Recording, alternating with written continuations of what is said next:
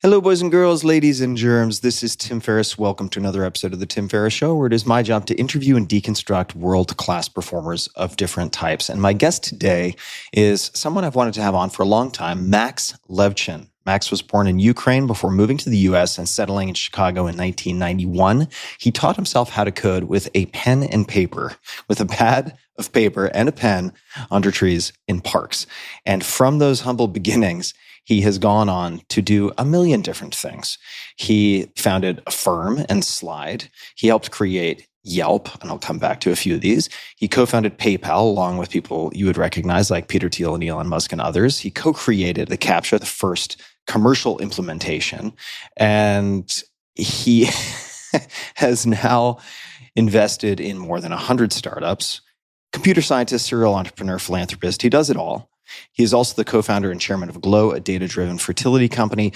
Affirm and Glow were both created and launched from his San Francisco-based innovation lab, Sci-Fi VC. And in 2002, not surprising, given everything I just mentioned, he was named to MIT Technology Review's TR100 as one of the top 100 innovators in the world, as well as Innovator of the Year. And in this conversation, we get into a lot of details of how he thinks about productivity, scheduling, his other obsessions, how he applies his meticulous tracking and performance orientation to other things. There's a lot you can use, quite a few laughs. We get into the power of fiction, why time is a zero-sum game, and in some cases, pain with a smile. What does that mean? We're going to find out.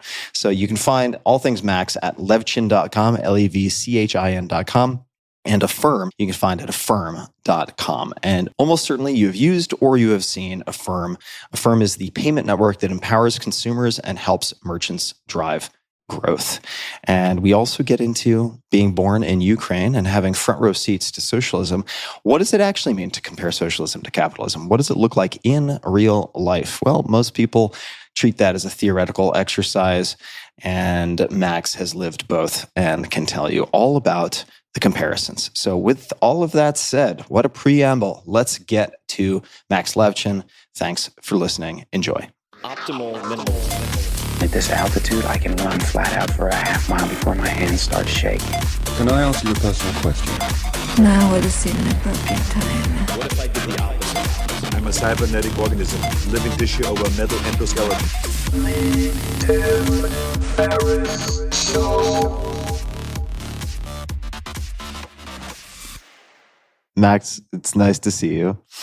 And I wanted to kick this off with a thank you, believe it or not, from what you put into my last book, Tribe of Mentors. And it was in response, you had several responses to this, but it was in response to the metaphorical billboard question. What would you put on a giant billboard? Anywhere with anything on it, what would it say and why? Any quotes you think of often or live your life by? And there was one that I had never come across because I had never seen the movie Ronin.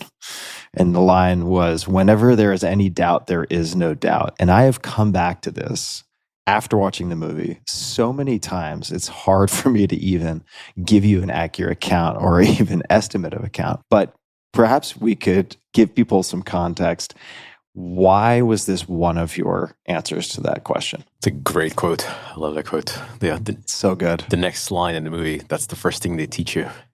I'm only showing off because I love that quote so much too. It's a great quote. Encapsulates so many different flavors. It's like, don't doubt yourself.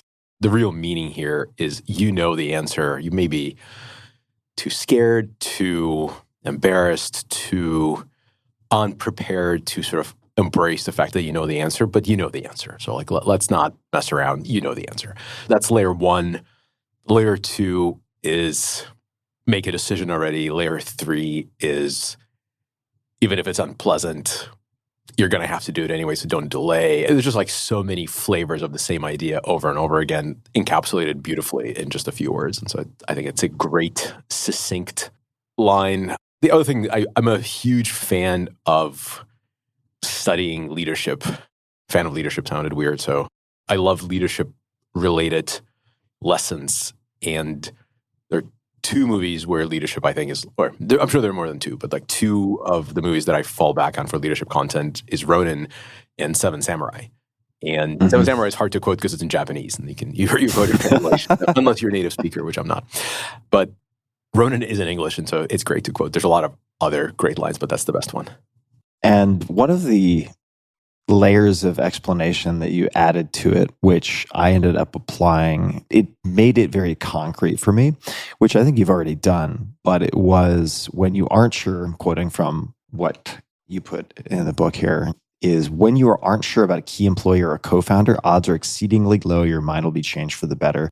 And the way I translated that for myself, and I kept thinking of this, and I modified it slightly for myself, like if there is any doubt, there is no doubt, just to say that if you are analytically trying to convince yourself of something that doesn't feel right, and you have to cross-examine that quote-unquote intuition sometimes, but chances are you know the answer, particularly, at least in my experience, with employees and hires. Yeah. It's always, I should have done that a lot sooner, at least in my very limited experience. You have infinitely more experience with that. So thank you for that. And on the Japanophile angle of things, having lived there, I'm still very close to my host family, who I stayed with when I was 15. I am no longer 15, I think some people will realize. But I was wondering, have you ever seen the movie Paprika? This is an old anime. It's from 2006, I believe. I don't think I have. And if you haven't, it might be interesting. It will be not too much of a spoiler because there's so much around it, but here's the basic premise. Psychiatrists invented a device called the DC Mini that allows therapists to enter and record patients' dreams. And then when the prototypes are stolen by an unknown dream terrorist, A, B, and C starts to happen. What's crazy about this is that there are actually researchers in Kyoto in Japan who have been using fMRI and waking dream subjects to try to use machine learning to then correlate brain activity to content. And they've made some surprising progress with being able to do that. It's still very, very low resolution, but I don't know how far away we are from being able to do something like is depicted in Paprika, which is pretty crazy. I used to be a voracious consumer of both manga and anime, and it turns out that time is still a zero-sum game for most things, and so I've drifted off my weekly supply of Japanese content production, but I will definitely make room for that one. The thing with fMRI and brain modeling, at least last I looked, and before I sort of picked to do the thing that I'm doing now with Affirm, I actually looked pretty seriously into, I'm a huge sort of a closet fan of brain-computer interface and all sort of surrounding ideas and opportunities. I've looked on and off at fMRI and all the other sort of stuff in the domain, and it just seems that your cranium is too dense. It's hard to get signal other than like very superficial, connectivity from, and you have to like shave your head, which you've done. Yeah, I faced that one. I'm not yet prepared. And of course, you have to experiment on yourself. Otherwise, what's the point? But I'm actually pretty excited about some of the newer things happening in brain-computer interface, specifically in things like ultrasound, because I think we're finally looking at penetrating is a scary term. I don't mean that like physically penetrating, but getting into, a few inches into your brain versus just scanning the current of the top of the skull is exciting. Yeah, for sure. And looking at neuromodulation, things like focused ultrasound could hit, say, the nucleus accumbens for various substance abuse issues or addiction issues and so on. So it's pretty exciting. It's definitely front and center of a lot of really cool research, and I feel like we're hanging around in the same pseudoscientific also sounds wrong, but probably hanging out in the same circles. Yeah. I want to actually stay on the fiction thread for a minute because I was actually hanging out with one of our, I suppose, many overlapping connections, Luke Nosek, and I asked him what I should ask you since you guys go way, way, way back. And here's the question. This is from him. Well, first of all, I mean, obviously he's a huge fan. Oh man, so many early memories. I miss working with him. But here's the question. Something I always wondered is that we all had Cryptonomicon as required reading. So I want you to explain that. This is, I love that book. It's a great book. Went to the financial crypto conference. Max wanted to use cryptography to make a new money system. How close were we to really solving the same problem as the Bitcoin algorithm? or something along those lines. So maybe you could just provide some backdrop here for people who have absolutely no context to put this together. So that was one of the weirder dual track, like, am I in a dream? Is this a simulation? Experiences of my life. So full context. So Luke and I were classmates. I think he was ahead of me by a year in school, but we were at University of Illinois together and worked on a couple of failed startups together there. So we go way back. We're really close friends. And as we all made our way to Silicon Valley, I hung around campus because I actually really wanted to do research in cryptography, which back then crypto meant cryptography, not cryptocurrency. But I've always thought that there's interesting opportunities in currency to be invented, powered by cryptography. So I was obsessed with things like, David Chaum's work in anonymizing signatures. DigiCash was a thing, back in prehistoric times. And in prehistoric times, like what year roughly? So I graduated at U of I in 1997. DigiCash, which was the granddaddy of all cryptocurrencies. I hope I'm not offending anyone's prior art, but I believe it was probably the very first attempt to make a real digital currency using cryptography. I believe it went bankrupt in the summer of 98, the year I moved to Silicon Valley. I actually went to the pouring one out on the curb party held on kind of somewhat less explicably one of the picnic grounds at Stanford University. I happened to be there. It was actually a really good lesson, like sort of took that away with me to PayPal, where there was a bunch of people today, people who are very active in cryptocurrencies now, but also just like interesting, famous people, famous today. We're all very young back then. And the conversation was around this idea, like how the world is not ready for this yet. Like the DigiCash and digital currency, like people aren't ready. In 98, this is like 10 years before the Bitcoin paper. So I'm sure they were right. But the conversation was really around, it's obviously the right thing to do, the right way to do it. People just don't get it yet. And as a sort of naive, freshly minted computer science graduate, I was like, well, or the user interface sucks. Like, it's really hard to have this like very, very slow RSA computation happening on your crappy laptop if you're trying to pay for a cup of coffee. It's just too slow. And people are like, heathen, like, you don't understand what you're talking about. No time too long to wait for a digital signature. Non-repudiation. Like, okay, great. But like, seriously, like, I just want a cup of coffee. So it was kind of an early moment like, I feel like some of these things are not like the others. Anyway, and so I had literally within days of that event, I met Peter Thiel at Stanford. He was giving a lecture. I was hanging around Stanford campus. Luke was actually the connective tissue. He knew Peter and he went to school with me. And so he was kind of like, oh yeah, like you guys should know each other. This was great that you ran into one another. So the origins of PayPal story were literally being made that summer. And I was still like, sure, I'm going to start a company in Silicon Valley doing something, I don't know what. But I was still going to like scientific conferences. So there was this one conference called Financial Cryptography. It was held in Anguilla, which is a kind of a small island off British West Indies. And there's all sorts of interesting characters. It probably deserves its own podcast one day, but it's an interesting, hilarious, bizarre story.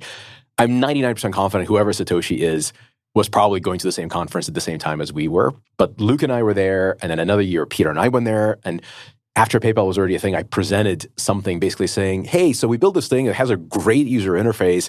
And I was there when DigiCash failed. And like, I think it failed because of user interface. And this was now a couple of years into PayPal, and we were definitely doing well, and DigiCash was definitely dead. And people were in the audience going like, boo, you totally don't get it. And I'm like, okay, clearly, maybe there's a reason why we're succeeding. Anyway, as we were doing all this stuff, Neal Stephenson publishes the first 100 pages of Cryptonomicon. And so as we're coding, and like I'm literally coding 24/7, steam comes out of my ears every day because like I don't eat, I don't sleep. The six of us are just in the office together, and three of us are basically just typing code as quickly as we can because we have this thing we have to build. And the only thing we take breaks for is we're trying to read Cryptonomicon. And like the more we read, the more like we think he's writing about us. The first few chapters of Cryptonomicon is like this development of digital currency using cryptography. And he's like literally talking about, I think he actually references DigiCash, and he's referencing like user interface sucks and somebody needs to build something more user-friendly. So we're like, am I in a dream? Is this real? And I remember sitting next to Russ, one of our earliest engineers, who I also went to college with, also another Luke Nosek friend. And I'm like, if we didn't know any better, this is all just like a big brain in a vat experiment. We just don't know whose brain it is. It's being described to us in a book that's being published online. And then we ran out of pages and like it wasn't published for a little while longer. We're like, how will we know what to build next? We don't have the book anymore. So that's like the extended Cryptonomicon story. Wow. And for folks who have never heard of this book, it's an incredible read. I mean, it's in retrospect, I suppose, quaint in some ways, but so prescient in so many other ways. Just phenomenal. I remember ripping through that book, and like all Neal Stephenson books, it's like 5,000 pages long. This one's only 4,000. Yeah. It's a great book. It's so good. One name that has come up on this podcast more than once is Dr. Walter Longo, USC professor with decades of peer-reviewed research on fasting, nutrition, and aging. And as some of you long-term listeners know, or readers, I regularly fast. I've done a lot of experimentations with fasting over more than a decade, including intermittent fasting, extended water-only fasts up to 10 days, and I've looked at the before and after. Frankly, the fasting has been one of the most incredible unlocks that I have found. The before and after, looking at glucose control, oral glucose tolerance tests, hemoglobin A1C, et cetera, all these things that really do matter for the long term, for mental health, for physical health, have had dramatic shifts. And I've talked about that before. But the sad truth, the truth about fasting is that it can be really hard. And that is why Walter is interesting. He's best known for something called the fast mimicking diet, FMD, which is essentially a way of eating that produces many of the benefits of fasting while still allowing you to eat food. So if we look at that a little more closely, he took what he learned in these randomized controlled trials and so on and packaged it into a 5-day program called Prolon, Prolon. It's 5 days. So for 5 days, you restrict your food a bit. And what Prolon does is makes it idiot-proof. Comes in one box. Everything is laid out. There's no guesswork. You just follow the packages. And in scientific studies, 5-day cycles of the fast mimicking diet improved markers tied to metabolic health and aging, help people drop fat while holding on to lean muscle, and even associated with measurable drops in biological age. And to put some numbers to it, with glycemic management, blood sugar management, we were able to see in one RCT improvements in 53% of FMD participants versus 8% of controls. So it does make a difference. You get the benefits of fasting, including autophagy, your body's cellular self-cleanup process, while still eating real structured plant-based meals. So you don't have to negotiate with yourself. You don't have to struggle. It all comes in one box, and it's right there, laid out, simple to follow. And there are other people who recognize, friends of mine like Rich Roll, who also have used Prolon. For a limited time, Prolon is offering my listeners 15% off site-wide, plus a 40% bonus gift when you subscribe to their 5-day program. Just visit prolonlife.com/Tim. That's PROLONLIFE.com/Tim to claim your 15% discount and your bonus gift. Most people's finances live in, say, a dozen places. This includes me. Accounts, cards, investments, and more that never talk to one another. It's hard to keep track of. This episode's sponsor and one of my team's absolute favorite tools, Monarch, is the all-in-one personal finance app that uses AI to give you a complete, organized view of your money. Accounts, investments, net worth, savings goal, all in one place, always up to date. A bunch of my friends also love this. Monarch has helped users save more than $200 per month on average. And you can ask it all sorts of things. You can ask Monarch's AI assistant anything about your money. Am I on pace to hit my savings goal by December? Or how has my travel spend trended over the last 6 months? You can ask it anything. Monarch then analyzes months of data so you don't have to. And with AI insights, Monarch flags things you don't think to look for, so it can go beyond your question. And now you can get half off of your first year of Monarch with code TIM at monarch.com. That's just $50 for your first year at monarch.com with code TIM. One more time, monarch.com. That's MONARCH, monarch.com, code TIM. My college life was shaped by Snow Crash, probably the thing that really put him on the map. And I read that there was like a dog-eared version of it hanging around one of the offices that I sort of hung out in college. And I was like, this is the most amazing thing ever. This book sort of shaped my, at least, software engineering life. And then Cryptonomicon was the next one. I was like, all I need to do is just like read more Neal Stephenson and he'll show me the way. There were some really long books after, which sort of were quite challenging to get through. But then we got to Reamd, which was another gift. So I'm revealing my preferences here. Yeah, he's like the digital Nostradamus in the world of fiction. Totally. Snow Crash, for people who also are not familiar, is where the term, I believe it's where the term metaverse was first coined, was in that book. Exactly. And those Boston Dynamics, I think that's the company with the cute/terrifying, possibly soon to be weaponized robotic dogs. Go check out Snow Crash. There in that book. Yeah, so Snow Crash basically presented an alternative to Neuromancer. Neuromancer was this dark dystopian. Also, by the way, first book I read when I came to the US. Neuromancer? Yeah. It was so two things. So actually, are we in a simulation? So I come to the US July 16th, 1991, 6 weeks, I think, before Soviet Union fails. But I leave Soviet Union and I come into this like dreamland of America. And then 6 weeks later, my passport is a passport that doesn't have a country anymore. And so I become a man with no state and et cetera, et cetera. Makes for an interesting travel existence. But I'm like an ultra nerd. And I was like the king of the nerds in my prior life. And this is the summer, so I don't know where I'm going to find my people. But like 6 weeks go by, Soviet Union fails, and I start a public high school in Chicago. And I'm sort of like casting around for my people. And I run into these guys who are still really good friends of mine. And they're like, oh, you're one of us. We have a word for this. You're a nerd. It's great. You like science fiction? Great. You love science fiction. Have you read Neuromancer? Have you seen Akira? They're like, no, hasn't made it to Soviet Union yet. I was fluent in English. It was not a difficult conversation to have. But they're like, okay, here's a VHS of Akira. Here's a copy of Neuromancer. Go home. And like, don't come back until you've been completely pilled with these things. And I was like, poof. One, these are going to be my friends for life, which turned out to be true. It's been 30 odd years and we're still talking to each other every day. And it's like the beginnings of completely different science fiction consumption experience. That said, for the next few years, I was like, Neuromancer and everything that came after Neuromancer is the dark sort of plug your brain in future. And Snow Crash offers this like hilarious, completely different, consumerist, satirical version of the plug your brain in versus this like dark corporations rule the world, ninjas in skin suits and like kill you while you're plugged into a deck trying to hack your way into some corporations. Anyway, so you're like walking me down the memory lane to some fun recesses. Well, there are a few pieces of commentary on that. Number one, you got to watch Paprika. Like this is... I'm on it. It is very adorable in its attempt manually to do what we could do with CGI and so on now, but it is all the more impressive for what it is able to accomplish with hand-drawn cells. I mean, it's just bananas. So it's worth checking out. Neuromancer also, I believe, and I'm not alone in this, that sci-fi is a great place to go looking for the future, but it's also a great place to go looking for philosophy. So I wanted to share a couple things from William Gibson. And these are the kind of quotes that will stick with you. Like, when the past is always with you, it may as well be the present. And if it is the present, it will be the future as well. Like, noodle on that for a minute.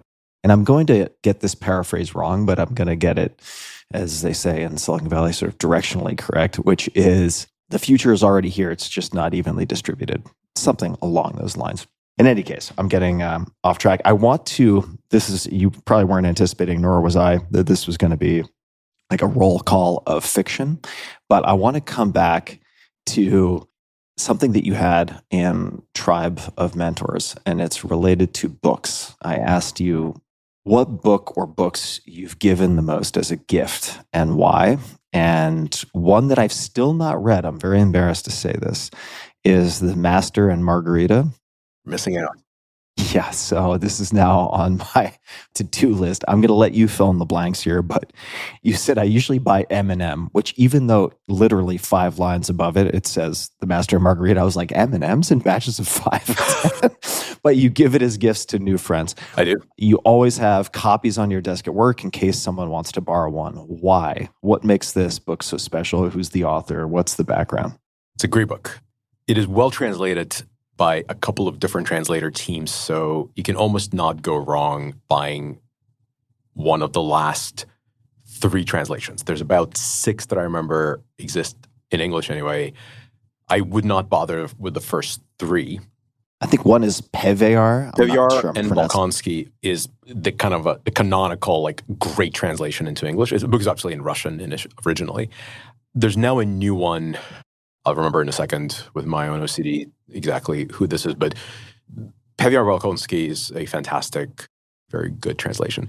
Anyway, it was written by Mikhail Bulgakov, who is arguably the greatest Russian language writer of the 20th century, in my biased opinion. There's a lot of great Russian language writers, so it's a bit of a fish in a barrel type situation, like who's a great Russian author. And there's some fantastic science fiction Russian authors, incidentally, but he wrote many books, and all of them are really good. The premise for Master Margarita, so it's set in kind of an early 1920s Moscow. So Soviet Revolution happened, the Russian Civil War ended, the place is now socialist and sort of slipping into the socialist bureaucracy building mode, and yet it's a socialist paradise in the making. And so the devil, like the Prince of Darkness, visits socialist Moscow in a summer of 1925, let's say, with a coterie of characters, like from what you would expect devil to hang out with. Wreaks absolute havoc on the socialist paradise. So first of all, it's a book within a book, which is like one of my favorite plot devices.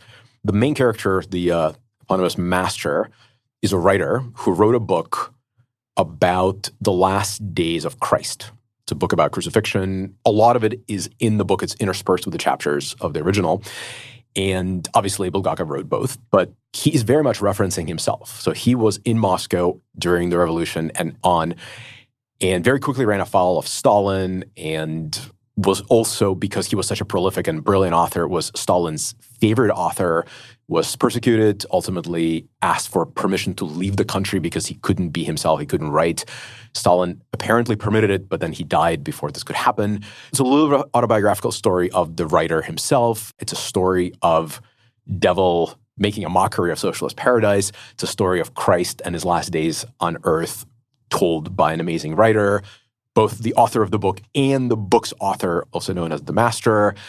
It would take many hours, and at some point I'd be like, you know what, you should just go read the book because it's so amazing. But it is one of the best portrayals, certainly the earliest brilliant portrayal of Homo Sovieticus. What happens to the human mind when exposed to rampant socialism? And it is funny as hell because, you know, having grown up there or spent 16 years there, the insanity of living in a socialist paradise and yet you don't have enough to eat. It's tragic, obviously, but it's also very funny. The book does it amazing justice. And it's like super duper supernatural, sort of science fiction-y in what's possible. There are flights, there are witches, there is a devil's Sabbath. There's all kinds of crazy shit that happens there. It's amazing. Something for everyone. It's an amazing book. And it's shorter than most Neal Stephenson books, at least is my impression. It's like a quarter length or a fifth of a short Neal Stephenson product. So it's definitely very accessible. It's also, incidentally, not to overshare, it is the reason I am married to the woman I am. Okay. I'm not going to let that pass. Yeah, please expand. We met completely randomly through like a sheer accident, and both were predisposed to be like, who is this weird person? Why am I talking to whoever this girl is, whoever this guy is? And then I thought she was quoting Master Margarita. And I was like, before I like bow my way out of this conversation, I'm going to find out. It's my favorite book. It's always been my favorite book. Like, how can I not? So because I know the book as well as I do, because we're speaking in Russian, I quoted the next line. And she's like, oh my God, Master Margarita. That's my favorite book. I'm like, no, it's my favorite book. And it's been 27 years and 2 children and a very happy life together. Incredible. So this is it's a book that many things in my life are owed to. By the way, to give credit where it's due, she's the one who said, oh my God, that is the best line I've ever heard in a movie referencing whenever there's doubt, there's no doubt. She deserves full credit for this. Full circle. Oh boy. Yeah. The brain in the vat question just keeps popping up. So let's actually talk about your wife for a second and your relationship for a second, because I was texting with another mutual connection, Sami Inkinen, who is also a absolute monster endurance fan. And we were texting back and forth about that. I was chatting with him, and I know you're an investor in Verta Health, which people should check out also. Let me just pull it up here because he shot me over a couple of different options for questions, right? I asked him the same thing. And I'll give you a sampling and then I'll indicate the one that most caught my attention, right? I asked him about what it's like to cycle with you. And he said, well, if you're going to be riding with him, just know he pretty much goes all out always for the first 90 minutes, no matter who he's riding with, but enjoy. And I was like, I'm not going to be riding with him. Don't worry. And then he had a number of questions, right? Grew up a super intense engineer, now a well-rounded CEO leader. What did it take to go from one to the other? Cycling, why did he go like fully all in a few years back? Which is actually kind of an interesting question because I know that's been part of your life really, really consistently on a near daily basis for much longer than a few years. But third, this is the one that caught my attention. He's essentially working with his wife on sci-fi, his family office VC. What's his advice after years of experience regarding working with a spouse? So that's the one that I wanted to hit next. I mean, you got to marry right. Otherwise, it's hard to work. No. Well, what are your thoughts on marrying right? If you have thoughts on that. I do, actually. I've spent a lot of time thinking. I spent a lot of time thinking about all kinds of random stuff, and this is no exception. The line "marry up" is a line people use all the time, and I think that's that's cute. What it really, and I agree with it. I just think it deserves unpacking. I was asking myself actually a question like, why is our relationship as good as it is? And it is really good. And is there anything to learn about co-founding companies? Like you're co-founding a family when you marry someone, you get together with someone. And are there parallels? And I was contemplating all this stuff. And I sort of realized that I've had many co-founders over the years, and some were amazing relationships and others didn't work out. And it's always tempting to sort of blame yourself, but you obviously have to examine it through the lens of like what fell apart as a relationship between two co-founders. And I realized that the secret for my marriage is I'm still trying to impress this girl. Like every day I roll out of bed thinking like, one, like how did I get this? Like this is definitely better than I should have gotten. So clearly I got to work on this. Like I can't let her find out that she married down. And so the attempt to impress your mate on a daily basis is the secret to the best marriage. And I think that the good ones are where both sides are kind of secretly thinking, I definitely lucked out. Like this is so much better than I should have gotten. And so if the feeling is mutual, you're going to go very far together, just constantly trying to grow and, come up with new tricks, new ideas, you don't let yourself be stale because you're watching the person next to you grow and become more well-rounded, more intelligent, more successful, et cetera, et cetera. So that's sort of the secret to our relationship. And everything I've accomplished in my life since we've met has been modulated by her. We keep on referring to this her. So her name is Nellie. I suspect many of our mutual connections refer to her as the sort of the actual reason behind anything that I've done successfully in my life. It is true. She's been extraordinary at both calling my BS out when there is some and pushing me at the, things like whenever there's doubt, there's no doubt situation, saying like, hey, trust your gut, make a decision. This isn't the right person. This isn't the right idea, et cetera, and so on. One fun fact. So we met in the very early days of PayPal. So that same sort of the summer of 98 is when the seeds were in the ground for PayPal. Early 99 is when we started. My wife and I met in mid 99. So exactly a year after I moved to Silicon Valley. And so she witnessed the entire PayPal saga from the front row seat. After PayPal, I was like, anything but financial services. I'm going to go build some other stuff. But like, I can't allow my sophomore act to be in the shadow of my freshman act. And she sort of said, like, do whatever you want. Like, obviously, you have a right to come up with anything. But I'm just going to tell you, man, like, that's clearly what you're meant for. And so, like, you go on. So 7 years later, after I've been meandering through a desert, she's like, I think I said it before, but I just want you to know. It's still true. Yeah. Maybe you should go do what you're good at. And Affirm is very much a product of that conversation. And I was like, I think she's right. I think I'm a one-trick pony. And the trick is a good trick, though. So here it is.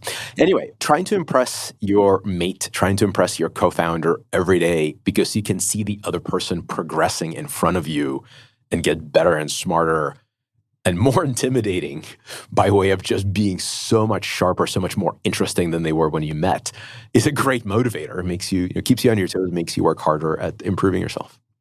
And on top of that, what have you learned about working with a spouse or collaborating with a spouse, right? Because sometimes spouses can be often very well matched and have a dynamic like the dynamic you describe, but they have some compartmentalization or separation. And I've met so many friends and even have some neighbors where they've just, quote unquote, attempted to retire, sort of like a failed retirement. And then one neighbor was describing this to me. His wife is also very active, has got tons of big projects she's working on, and he doesn't know what to do with himself. So he'd like sit down at the breakfast table while she's on her laptop, and he'd be like, "So what are you up to today?" And she was like, took off her glasses very slowly, and she said, "I'm not used to checking in with you every morning."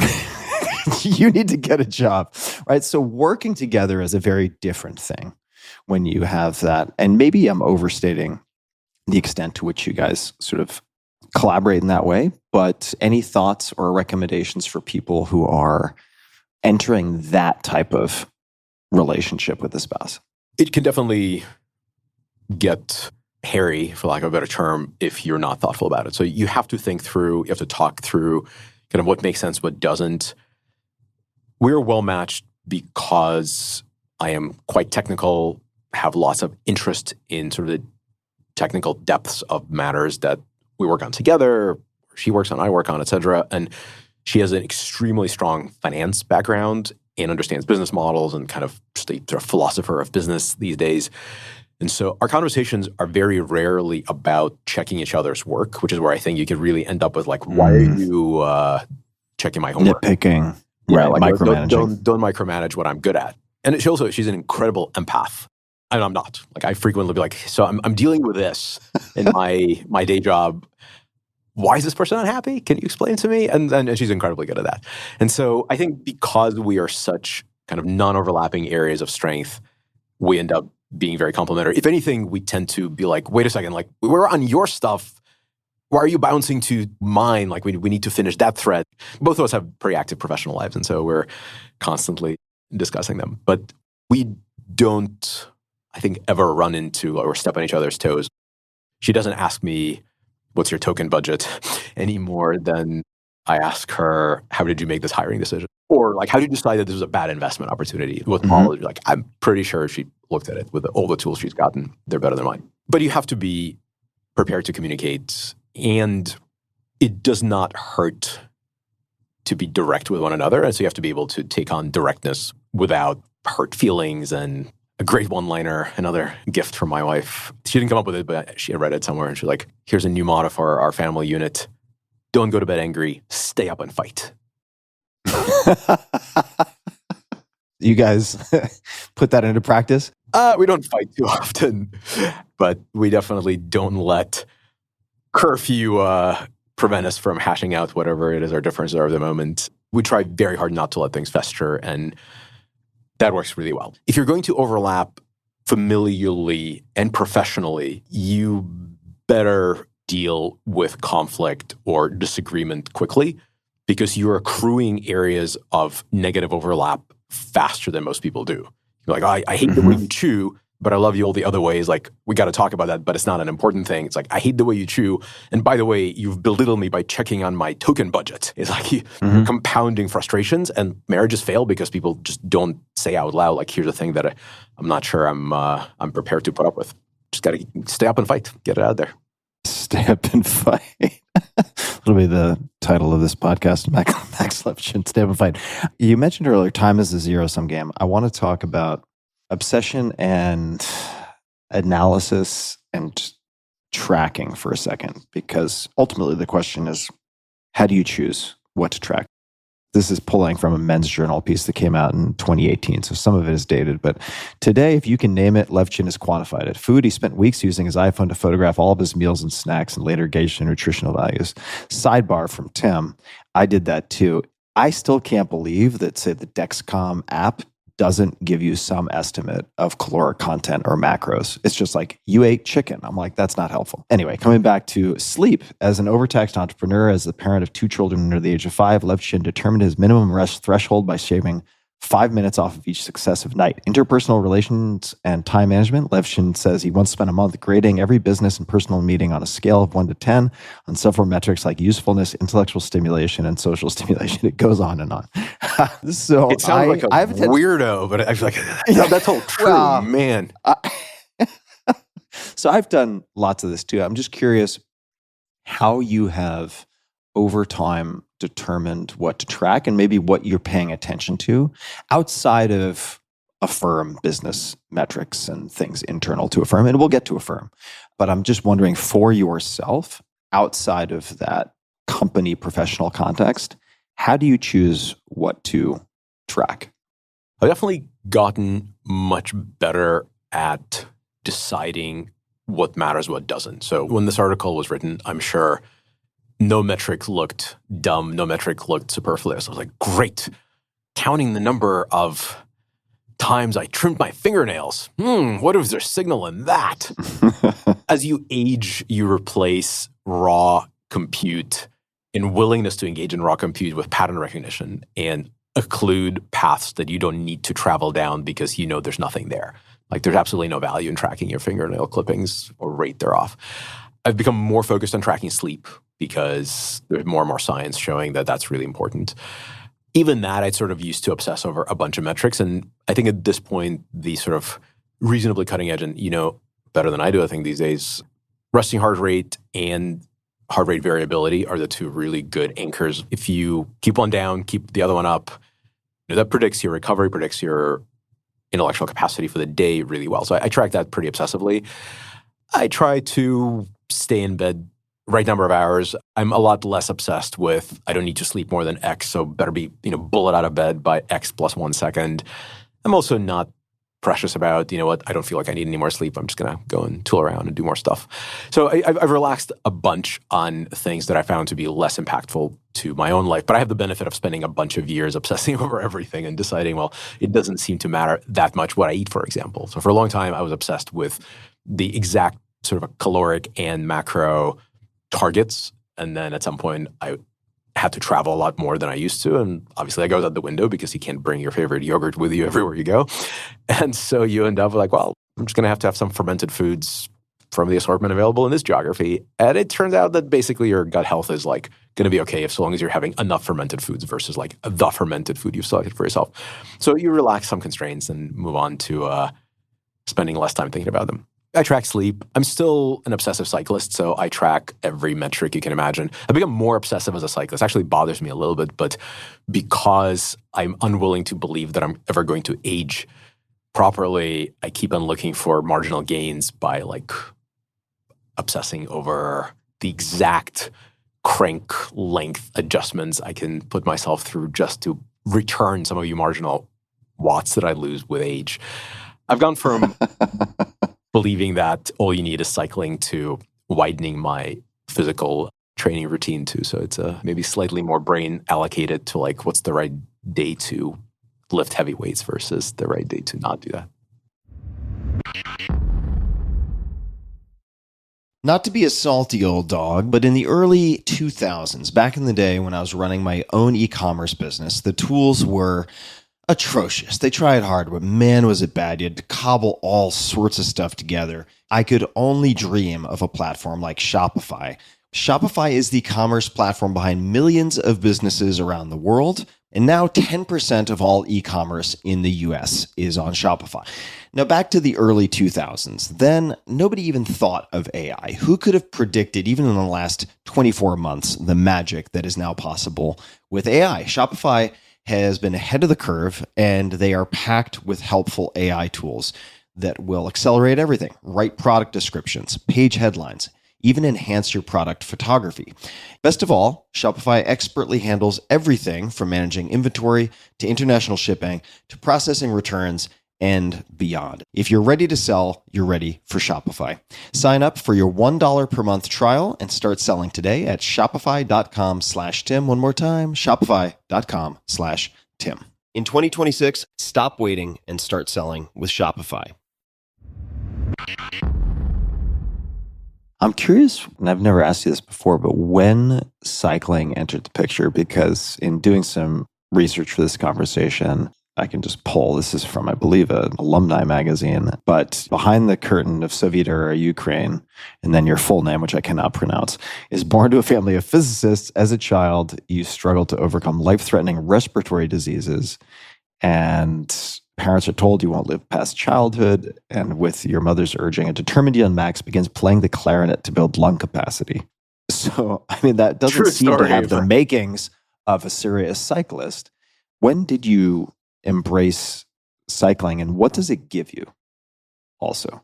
There's an interesting origin story that actually kind of intertwines Ukraine and clarinet and everything. So I did have some fairly gnarly respiratory stuff when I was a kid. And I think my parents probably were scared into kind of throwing everything in the kitchen sink into it. As a nice Jewish boy from Ukraine, I probably should have played the violin, but clarinet is a reasonable close second. They're like, oh, but lung capacity, great, let's do that. So that's how I got into clarinet. There was like literally something that will feed the stereotype, but also help with the lung capacity development. And so I think my VO2 max at the time must have been like in the single digits or something, because like I remember just trying to open up my lungs and breathe in, and like it didn't work. And then like everything else I do, it's like, oh, well, I can just like obsess in measuring it. And VO2 max is definitely not a thing Soviet Ukraine really measured, but they did have like the basic approximation, like blow into a tube and see how far you can push the ball, like all the physics equivalents of lung capacity measurements. And so I was already looking at quantified self from a lung capacity perspective as like a 7-year-old kid or something.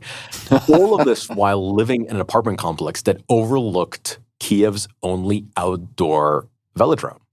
And so my platonic ideal of a manly man who was like a sports phenom was these dudes who would like get on the boards of a Kyiv velodrome and just put their watts down and like go for an hour or two just ripping through this thing. I was like, wow, like one day when I'm not a scrawny little kid with a clarinet, I'm going to be like that. So I used to sneak into the velodrome when it was closed and try to ride my bike there, except the cranks would touch the wood boards. Like one of the worst accidents of my childhood was I had a giant wood splinter in my butt because I crashed at the top of the velodrome trying to do loops and slid down. Of course, these weren't well-finished boards, and it was outdoors, so like the elements rained on it. Probably not PG-13 after this.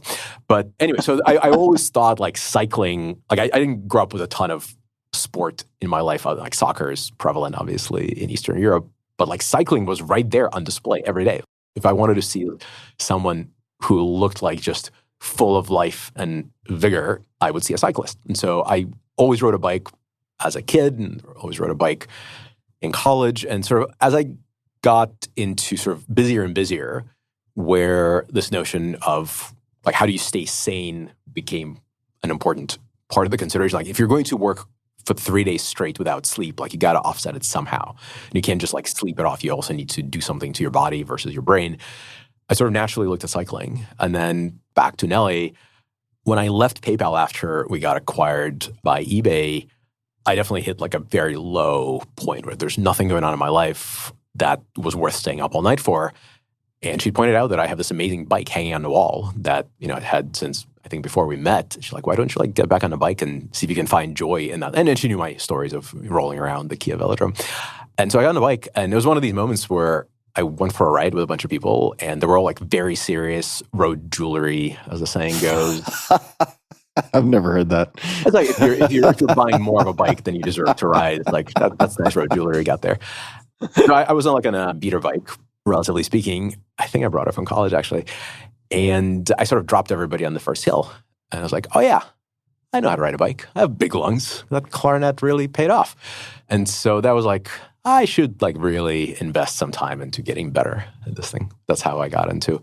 But I am exactly what they call a hammerhead. So, you know, if I see a road, I can't not go fast, or at least try to go fast. What does it give you in terms of dividends, just on an ongoing basis? A couple of different things. So it's definitely, I mean, it's a low impact sport. So you can ride a bike for 6 hours and no part of your body will be like in absolute shreds the day after if you at least somewhat know what you're doing. So it's a great, just if you have the time and if you're interested in it, it's not a self-destructive sport, which some sports are more and others are less. This is definitely one of the less self-destructive on the actual physiology.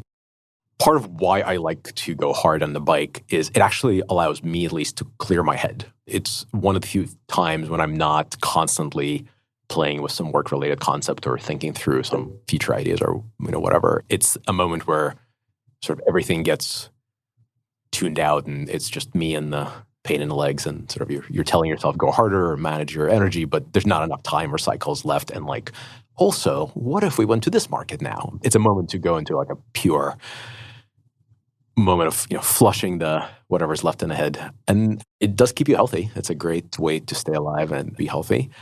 And then more and more these days, it is a lifestyle sport of CEOs and leaders and people who sort of read the same kind of books. And it's another form of a community where if you don't have the time to sort of join clubs, and I'm not a big foodie, I'm not a big drinker, I don't have a ton of time for these protracted social events. I try not to go to too many conferences. And yet I'm human, I enjoy human company. And so riding with a pack of people who are interested in similar things is another form of staying engaged. So I imagine that's a being near people, not a talking with people type of situation if you're going as hard as I suspect you're going, right? Part of the trick is if you can still talk and they cannot, then you're doing it right. Cycling takes place over hours, and so you can spend some time talking. There's also an important part of cycling culture is the coffee shop ride, where you hammer to a coffee shop, and then everybody falls in their chairs and gets their pinkies out and sips espresso. And I love coffee almost as much as I like bikes, so it's another part of it. If we have time, we'll come back to coffee because I did dig into that in the research. 2 other quotes that you gave for your potential billboard answers. You said, if it were in Marin County, and I'm going to mispronounce this so you can correct me, but it's either Jens or Jens Voigt. I'm not sure, but you can correct me in a second. So 2 quotes from him, legendary cyclist. Number 1, when my legs hurt, I say, shut up, legs, do what I tell you to do. That's the first. The second is, if it hurts me, it must hurt the other ones twice as much. That's a great one. It's so applicable in so many contexts. Am I saying that name correctly? Probably not. I think it's Jens. I think he's East German, Jens Vogt. One of my proudest moments on the bike is I rode with Jens a few years ago now. He used to hang around Northern California. He has a lot of fans, actually. He's transcended the very specific sport of cycling into having a fan base worldwide because he's such a character. The shut up legs, I own multiple pieces of clothing with shut up legs that I did not personally produce. He's famous for that line, but he's a very funny, he's now primarily a commentator in bike races, but he is a great embodiment of this culture of endurance, pain with a smile, if you will. Pain with a smile. Before we move on, because I do want to ask you a bunch about Affirm and broadly how things you've done with Affirm reflect your thinking and ability to see things that others don't see, perhaps. But before we get there, I wanted to come back to Eminem. This book we were discussing earlier, and for people who are like, oh yeah, I meant to write that down, The Master and Margarita. You wrote here, just to reiterate some of what you already said, it's a fairly short novel, remarkable in its exceptional depth, exploring everything from fundamentals of Christian philosophy to the fantastical and hilarious satire of soul-corrupting 20th century Soviet socialism. So, my God, that's really well put. Yeah, I don't think I'm alone in watching some of what's happening in the US and elsewhere with respect to this embrace of socialism or things that go by the name socialism. Perhaps you could apply other labels. And while capitalism is not a panacea for all things, and there are plenty of warts and risks, and humans respond to incentives, as someone who came here at 15 or 16, I would just love to hear you speak for a few minutes on what you're seeing and what your thoughts are. I'm pretty worried.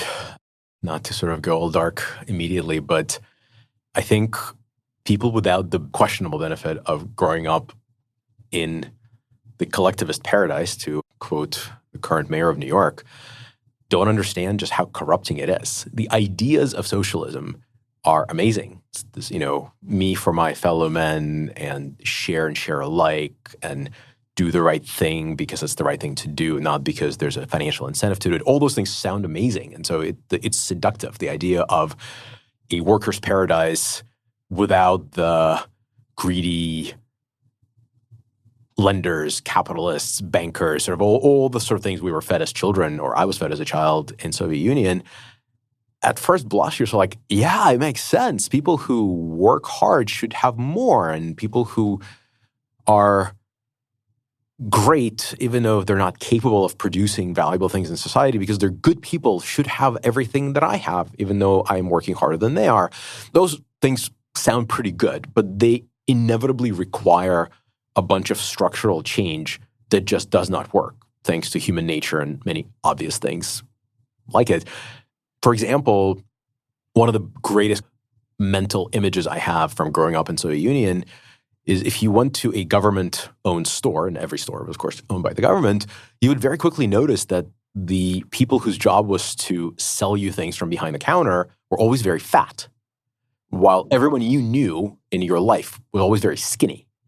And you're sort of like, this doesn't make any sense. Like, how do these people who happen to work in food stores are always really well fed? It's like, well, because they're stealing. They get access to the food. And it expands that notion of, this idea of everybody just pools all their work product into one big pool, and then someone's in charge of fairly distributing it to everyone who needs it. That's the, from each according to their abilities to each according to their need is kind of the socialist/communist motto. And it works great, except people who are doing the actual redistribution get to keep a lot for themselves. And doesn't matter how honest they begin that journey, by the time they get to real power, they become profoundly corrupt and steal and keep and redistribute primarily to themselves. And so that alone is just like an indictment of socialism that you cannot get around. But it gets worse because markets, free markets, capitalism, whatever term you want to use, inherently forces competition. If you believe you have a thing that you can sell at a lower price than the other guy, you get the market's attention, you get the business that's available to you because the thing is worth buying by someone.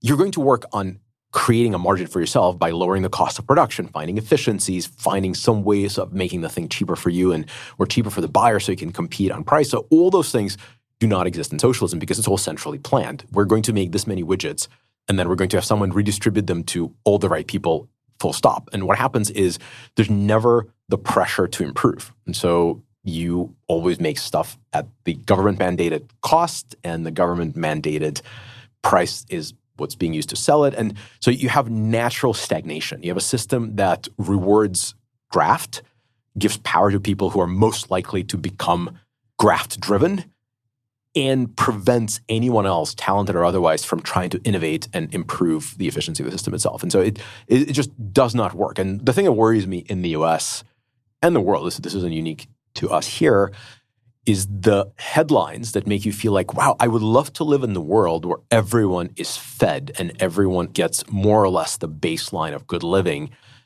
is very compelling. Like it is easy to agree with. The recipe for that remains to be the best recipe we know, the best recipe we've discovered as humanity is capitalism, a force for constant creative destruction where you build the next thing better than the other guy. And yes, his business may be put out because your business thrives, but the beneficiary is the buyer or the user of the product, the buyer of the widget, because you're constantly working to make the whole thing more efficient. If you eliminate the ability to, or you eliminate the need to create efficiencies, you just stagnate. And the death of Soviet Union was surprised to exactly 0 people because we knew, as people who lived there more than most, that nothing ever changed for the better. Everything was the same price. The government mandated price. And we were still using phones that looked like they were made in 1950s and moved to the US. Like, oh, you have buttons on your phones? That's amazing. We still do the clickety. The rotary. Yeah. And so anyway, I can't say enough how the seductive story of socialism really appeals, and I can understand why. But if I didn't have my day job, I'd spend a lot of time screaming from every street corner, don't fall for the trap. It's a surefire way of getting to no progress at all. So Affirm, on some levels is I don't want to say a response, but it's a solution that replaces potentially predatory practices. And we're going to get to that. But I'm wondering how you would explain the current apparent wellspring of attraction to, just to keep it simple, socialism in the United States. Are there structural or systemic problems that have contributed to that? Is it mostly sort of demagogues using whatever talking points they think they can leverage to attract votes, etc.? What are the ingredients in the cocktail that are contributing to this current phenomenon in your mind? I'm confident I don't know every strand of this particular disease. It's a complicated issue. And I think It is definitely the case that the brochure looks great. The storytelling of, do you know someone who's poor? Do you know someone who deserves better? Do you know someone who's been laid off? It's the case that capitalism can be profoundly unfair, at least to an individual. As a system, as a way of improving the world, it works amazingly well. We've not created anything better. But you get thrown off the bus if you build something that gets outmoded or outcompeted by another participant in the market. And it can hurt. For the entrepreneur, it looks like failure, which we are wired to accept, but it still hurts. For a worker, it looks like being laid off, which could be catastrophic for a family. For people who sort of misinvested their money or something went wrong, it doesn't taste good. And so the idea of social safety net, the idea of welfare is natural. Like, you hate seeing your fellow men and women starve or not do well. So I understand the definition of the problem, and the notion of income inequality and like all the things that we see in Silicon Valley firsthand is very real. It's not like, how are you complaining? Like, there are a lot of people who are not doing well, and every new disruptive change from the Industrial Revolution to the AI revolution, there's always someone on the receiving end of the efficiency because their work is no longer required, or their products or their ideas are no longer relevant. And so socialism is a compelling story of how to protect those people, how to prevent them from suddenly being on the outskirts of society or worse. And I think there's definitely a lot to do to make sure we don't leave our fellow humans behind. Certainly my love of capitalism and free market does not obviate my humanity. I care about people just because I am also human. And I see it as part of my job to ask the question, can we do better? Can we provide the social safety net for everyone? We're creating more and more efficiency. We're creating more and more value. There have to be ways of helping people who are thrown off the bus to make sure they don't end up in a gutter. And I happen to have some solutions that I love and solutions that I think are worthless. The idea of, let's concentrate it all in the hands of the government, give a handful of people the right to redistribute it all, and we'll do better, doesn't work, and I lived to tell the tale. I do think that things like philanthropy is profoundly important, and the more disruption we're going through as a society, the more important philanthropy becomes. And I think in that sense, I'm not an especially outwardly religious, but I think religion provides a really useful set of frameworks around how to think about it. Every organized religion has a version of what it means to be philanthropic, and the older I get, the more I start respecting the thought that's sort of been aggregated over the thousands of years that most religions existed. So I think that's super interesting and important and worth participating in. On the other side of it is, I think capitalism in particular has created opportunities for products to develop where the sort of optimizing up and to the right of the most profit at lowest cost ends up building products that are actually devolved from not just their economic platonic ideal, but societal ideal. And I don't think we have to compromise by saying, well, you know what, I don't actually care that this is harmful to someone because it's the most profitable, market efficient thing to do. And my theory for a long time has been that you can build products, certainly in financial services, that are optimal, not just from the lens of most profitable, but also most societally beneficial. And that's not uniformly distributed. There are plenty of products that look like predatory lending and all the other things, or just make money because the underlying customer doesn't understand what's going on, doesn't have the capacity to deal with the complexity of the math involved. And Affirm is the answer to that question. In some ways, what we are doing here is trying to say, look, you can optimize a product beyond just making the most money. In fact, it's okay to make a little bit less money if you are able to create something that's societally more successful, more important, because in the long term, I think you will have retention that consumers will not go to a cheaper product or a product that is less profitable for its shareholders because it's so societally important. And so I am, to at least some extent, embracing the ideas of pro-social product and engineering. I just choose to do it strictly through the lens of capitalism. I'd like to go to early Affirm. This is parallel to PayPal, which, looking back at, say, early fundraising for PayPal, it wasn't exactly like every door at Sandhill Road was opened with a red carpet. I mean, it was incredibly hard going. People were like, yeah, no way, impossible, not going to work. I mean, I've had conversations with Reid Hoffman about this, just like, yeah, no, like at every turn, no chance. And I mean, ultimately, with Peter pulling from the hedge fund and stuff, I mean, it's a hilarious story and incredible. Affirm early on, similarly, it was not obvious. A lot of folks would be of the opinion credit cards just fine, late fees too profitable. And what I'm wondering, and this applies elsewhere to your investing and involvement with companies like Yelp and so on, what are you seeing? What gives you confidence? And of course, there's a bit of in the phrasing of the question, a survivorship bias. So putting that aside for the moment, but what gave you, we could use Affirm as the example, but like what gave you the confidence to keep driving? What did you see that other people didn't see? Or what were assumptions you made or hypotheses that you felt just were worth continuing to hammer on and test because you had some degree of confidence? And what does Affirm do? Maybe you should explain that first. Well, there's this acronym, BNPL, Buy Now, Pay Later, that we kind of invented the genre about 15 years ago. And the basic idea is at the point of sale, most of us pull out a debit card or a credit card. And those who pull out a debit card, generally speaking, think themselves financially responsible and think, if I can't afford it, I'm not going to pay for it. So like if I don't have enough in my bank account, just not going to buy right now, I'm going to save up or maybe buy something cheaper. If you pull out a credit card, the minority of us who are, for all intents and purposes, are independently wealthy, just say, sure, I'm going to put in my credit card because it's easy, and then I'm going to pay it off at the end of the month, and I'll get some free float on that, but I'm not going to pay interest or pay over time.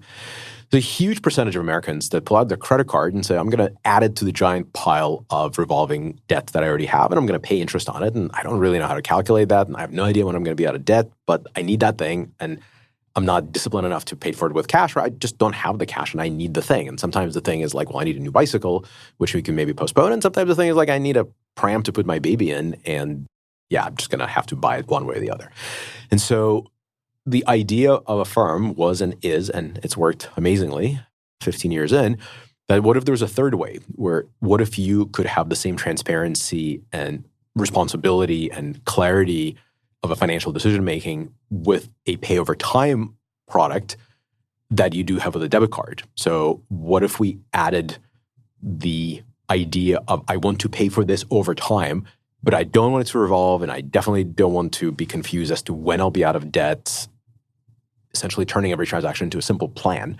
Pay for my baby pram for over 6 months, let's say $100 at a time, doesn't break the bank, exactly 6 months out, I'm done. That's it. I'm not revolving. I'm not paying any more interest or anything like that. And as we sort of described the idea, sort of thought, well, like if you're going to do it right, how about you build it so that there is no revolving possible?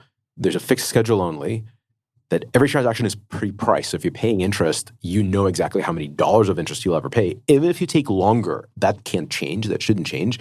And if you're late, there shouldn't be any late fees. Like you should just be motivated to pay us on time, because if you take too long and you're late all the time, maybe we won't lend you next time.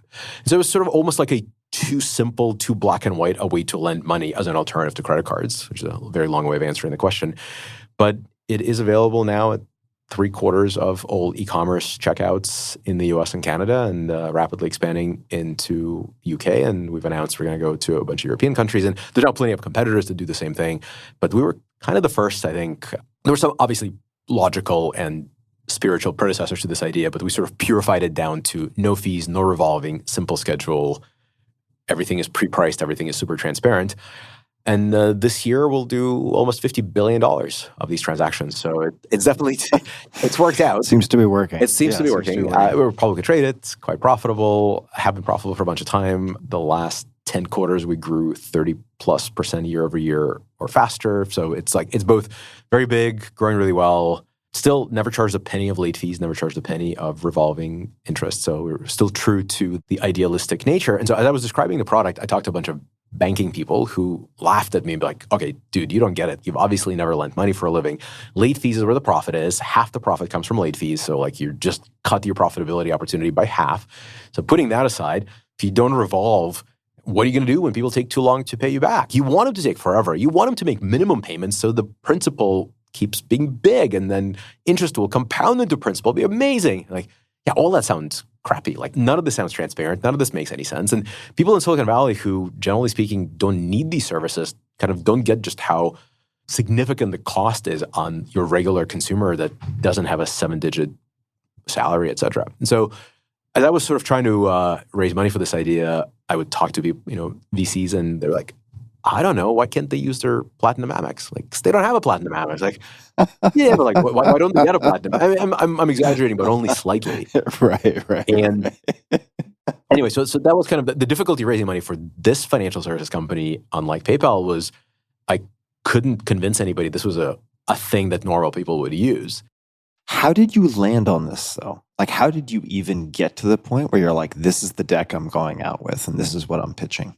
The earliest version of this thing is actually pretty funny. Abridged, since it's a colorful story. And actually, Luke is involved. Like, weird, Luke makes another appearance. I like colorful stories. We're not in too much of a rush. Yeah, take your time.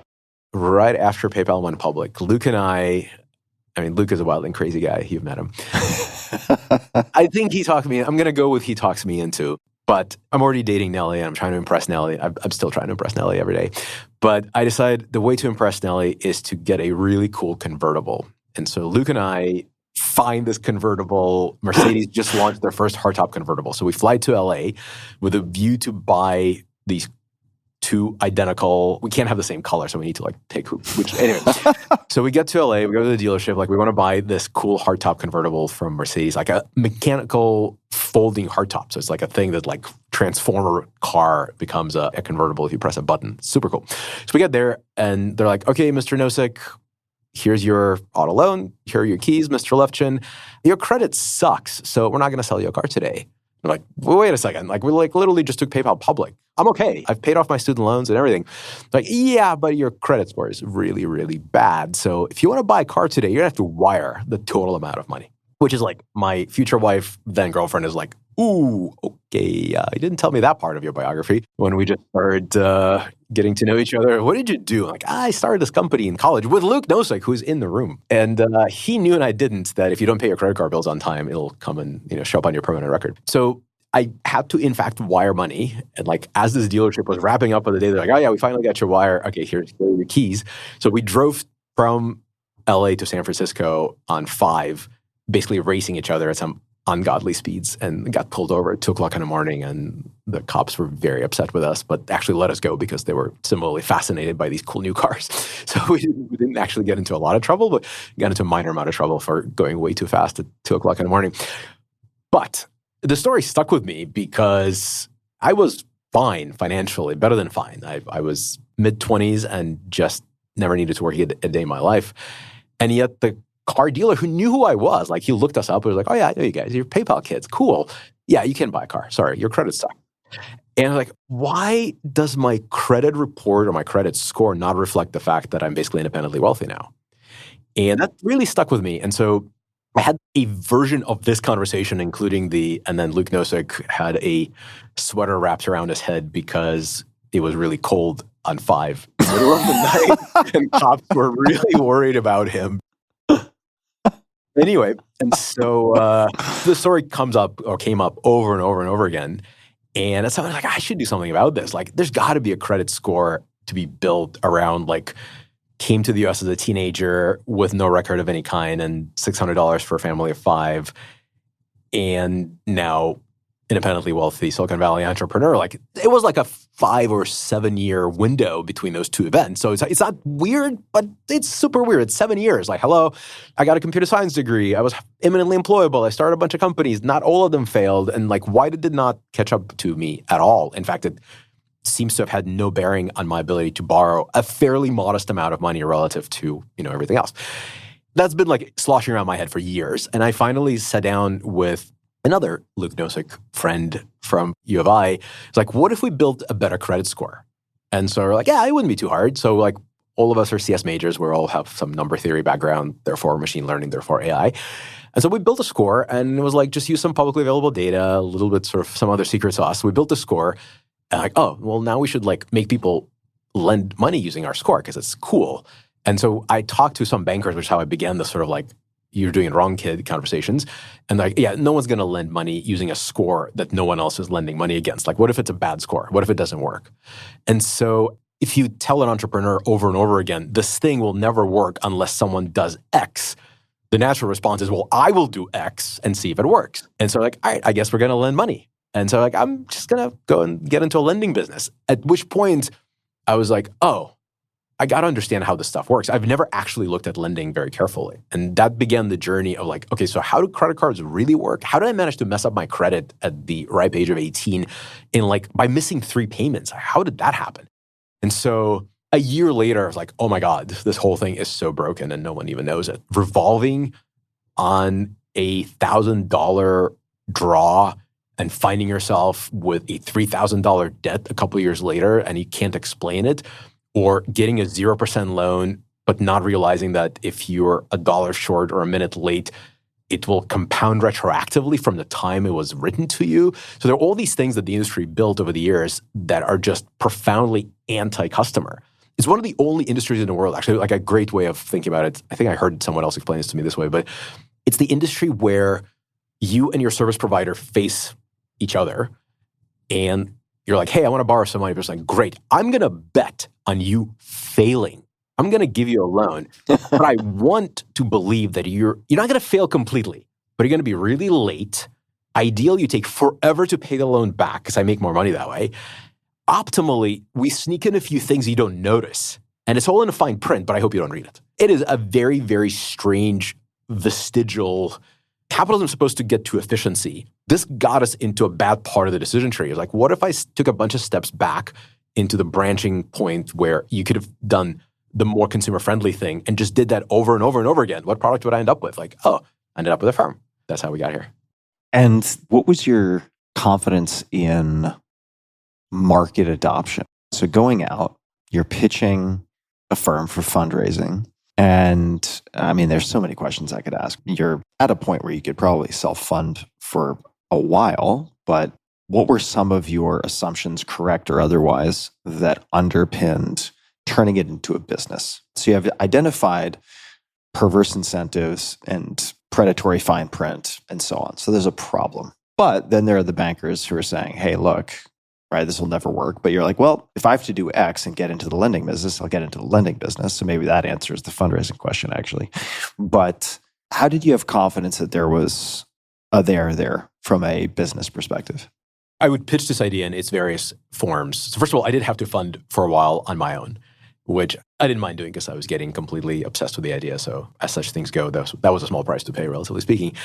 But I would keep on telling the story to somebody who was like a CEO or former CEO of a bank or somebody who managed a credit card portfolio, and they'd be like, okay, you're doing it wrong. All the money's in the late fees. The money's in delinquencies. Just like, come on. And I had 2 ideas that both turned out to be amazingly right. By the way, every business is like, there's like a moment of luck where people say, yeah, I don't really want to admit to it. Affirm had 2. And there were ideas that I'll claim some ownership over, but I had no idea if I was right. And the first one, I read this study that said that millennials hate banks. And like, it didn't really explain why. It was just like, millennials hate banks. Like, they hate a lot of things. Like, millennials, and every generation has a list of things they want to complain about. And like, these complaining millennials. I'm not a millennial. I'm a, I guess, young Gen Xer. But millennials were definitely like, they're such whiny people. But they were willing to participate in some study where they ranked all the things they hate. And the number one thing they hated, like 70% of millennials, according to that study, hated banks. So every time I would ask a banker, why can't this exist? Why can't there be a lending product that doesn't take advantage of people's unwillingness to read fine print and do exponential math? They're like, because banking is like the stickiest thing in the world. You bank where you live, and like, yeah, you kind of like your bank. It's where your parents banked. Like, you go to Marble Hall and the vault, and you like it. It's likable. I'm reading a study here that says that they hate you. Like, all the people that are going to be shopping and buying stuff 10 years from now, 5 years from now, they hate you. 78% of them think banks are terrible. They should go kill themselves. None of these people are like, I don't know. Like, I don't believe that study. Like, okay, I mean, they surveyed like 10,000 people. Like, that's a pretty stat-sig study. So like, if I'm right and I do a thing that's like even slightly better than the existing thing, I have a ready-made audience of people that are going to be like, cool, I hate the other one anyway. At some point, I'm like, I need an explanation beyond they hate it. And so what I realized, and I think this is the part that I was lucky because I didn't know any better in the beginning, but I've since sort of confirmed this to be true, Millennials were early teens during the great financial crisis. And so if you are getting booted out of your house in '08 and you're like an impressionable youth and you're asking your parents like, what's going on? Why do we have to live in a motel now? Parents are like, because the bank, they just took the money, they took my house away. I mean, the embarrassment and the horror of telling your kids we're going to move to a smaller house or to a rental or to like, we're going to live on the streets, God forbid. That's a horrible impression to have in your most impressionable years. And so I think there's a lot of people who are like actually quite genuine in the I am willing to try anything but the thing that my parents got the sharp end of the stick for. And so that was kind of luck number one. And I really believed that from the very beginning, and it turned out to be true. But like if we build something that normally you have to market it, you have to convince people to trust you and all that stuff, like I think they don't need any of that. They just need the belief that there's a better thing out there that exists, and they'll give it a try because they are predisposed to not liking the other part. And that turned out to be completely true. The other part, if you are unwilling to profit from all the sort of wacky externalities of financial services, you better be good at underwriting. So if you're lending money to someone, you are paving over underwriting mistakes or lack of underwriting or poor credit score. Can you define underwriting here? When somebody shows up and says, I'd like to borrow $100 and you want to respond to them in real time, you have some giant machine learning model or a small machine learning model, decide yes or no. And what that practically means is it has to take whatever available data that person is willing to share, be it public or private data, run it through some form of a classifier, or these days, all kinds of interesting architectural sort of ideas exist in underwriting, and say yes or no. But yes or no is actually not enough. What you really want is a price of risk. So it's some, for simplicity, expected value or expected loss. If I give you money today, what are the odds? What's the expected value of you bringing it back to me with the appropriate amount of interest if that's what the price of the transaction is? And so underwriting is the discipline of doing that at scale, in our case, completely in real time. That's the score we built. The underwriting score, the credit score was that. And the theory that I had was credit scoring is hard and you would have to have the absolute best people working on it. And yet, most of the time when you encounter people working on underwriting or credit scoring, they're not as impressive as people I'd met in my wandering in Silicon Valley up until that point. And they're like, why is that? It's an interesting problem. It's quite mathematical. There's some very smart mathematically inclined people I know. And the best I could get to was it's embarrassing to talk about that you're working on loan and credit underwriting stuff at cocktail parties. Like when somebody asks you, what do? You're a math genius. You went to school for applied math or computer science. What do you do? Like one answer is, well, I went to Wall Street and I build real-time trading models. Like that's kind of cool. Like, maybe it's like not societally important, but you're doing something interesting. And there's all the other answers. I work for the NSA and I break codes. Like that's cool. That's what I wanted to do when I was in college. If you're like, I make lots of loans and I make sure that they're underwritten well. And by the way, I make most of my profits by charging people late fees and sneaking in nasty terms. So like, there's got to be a latent pocket of talent of people who would absolutely work on underwriting because it's a really hard and really interesting problem.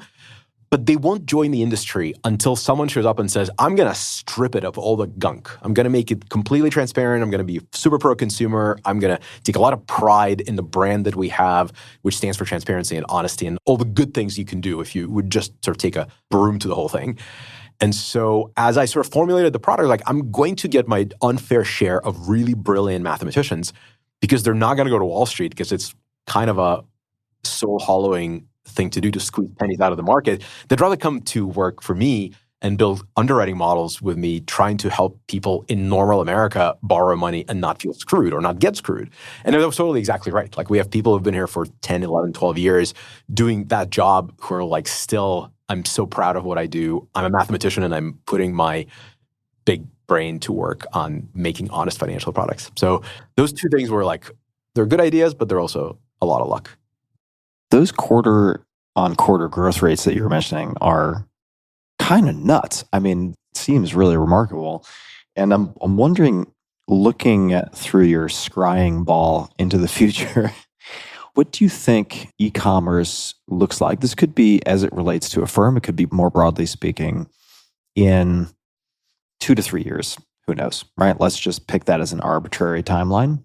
And does agentic commerce, if that's actually going to be something that takes hold quickly, if you think, really affect Affirm, or do people state preferences in advance? So not really. It's just maybe the way that people purchase things change. But honestly, for you structurally, things don't really change. I mean, how do you think about the future of e-commerce?